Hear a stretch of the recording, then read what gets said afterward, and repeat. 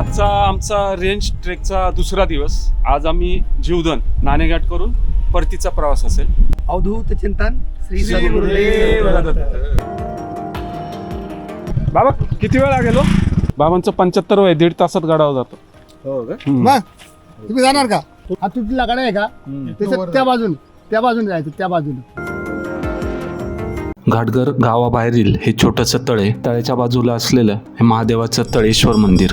हा समोर दिसतोय तो जीवधन आणि जीवधनची पूर्वेकडील बाजू. जुन्नर दरवाजाने आम्ही किल्ल्यावर प्रवेश करणार आहोत. घाटघर गावाच्या परिसरात बांबूच्या बेटांची खूप लागवड आहे. आमची पायवाट चुकली आहे, त्यामुळे आता आम्ही ऑफलाईन मॅप ट्राय करून. पण हा जुन्नर दरवाजा हा गाठण्याचा निळावाला आहे, हा वायन कोकण दरवाजा आहे. गुगल प्ले स्टोअरवर दुर्ग म्हणून एक ॲप आहे, ऑफलाईनही डाउनलोड करू शकता. खूप उपयुक्त असा हा ॲप आहे.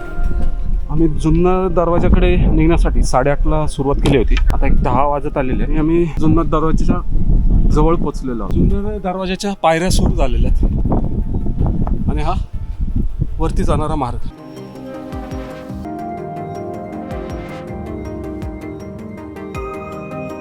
जुन्नर दरवाजाची ही पहिली कमान. आतमध्ये बऱ्यापैकी अंधार आहे. हे धान्याचं कोठार होतं. हे जे होल पाहत आहे कदाचित हे लेवल चेक करण्यासाठी वगैरे तयार केलं असावं. हा पूर्वेकडील काही भाग मजबूत तटबंदीने गडाची सुरक्षा वाढवलेली दिसते. हे गडाच्या पूर्वेकडील भागात असलेलं एक पाण्याचं टाकं, त्याच्या थोडं पुढे आलं की आणखीन एक हे मोठं पाण्याचं टाकं आहे. त्याच्या बाजूला अतिशय सुंदर देवीची मूर्ती दिसते, विविध आयुध असलेली. हा समोर दिसतोय तो नाणेघाट आणि हा नाणेघाट परिसर. हा इकडे रिव्हर्स वॉटरफॉल. हा गडाचा कल्याण दरवाजा. कल्याण दरवाजाच्या वरूनच याशी वानरलिंगी सुळक्याकडे जाण्यासाठी पायवाट आहे. हे जीवधनचं मुख्य आकर्षण वानरलिंगी सुळका, झिपलाईन क्रॉसिंग आणि तिथून पुढे खाली रॅपलिंग.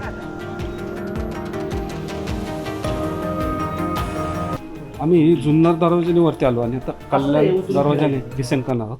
जुन्नर दरवाजाच्या मानाने हा अजूनही सुस्थितीमध्ये आहे.